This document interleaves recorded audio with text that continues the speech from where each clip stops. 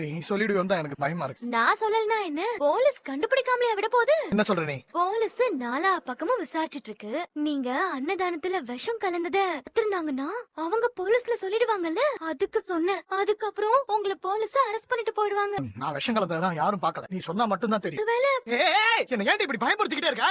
மனுஷனை நிம்மதியா இருக்க விட மாட்டியா? ஏதோ தெரியாம ஒரு தப்பு பண்ணிட்டேன் அதுக்காக. ஐயோ, அவசரப்பட்டு இவகிட்ட கோவப்பட்டோமே, எப்படியாவது சமாளிக்கணுமே. நீங்களா மாமா என்கிட்ட சாரி கேக்குறீங்க? ஐயோ, என்னால நம்பவே முடியல மாமா. அவங்க என்ன மிரட்டி கேட்டா நான் என்னங்க பண்றது? ஏய், மிரட்டினா உன்னை கேட்க மாட்டாங்க. யார் எது கேட்டாலும் எனக்கு எதுவுமே தெரியாதுன்னு சொல்லிட. இந்த உண்மையை நீ போலீஸ் கிட்ட சொன்னா கூட அவங்க என்ன ஜெயில தான் போடுவாங்க. ஆனா அப்பாக்கு தெரிஞ்சது அவ்வளவுதான், அவர் என்ன கொன்னே போட்டு வருதுன்னு.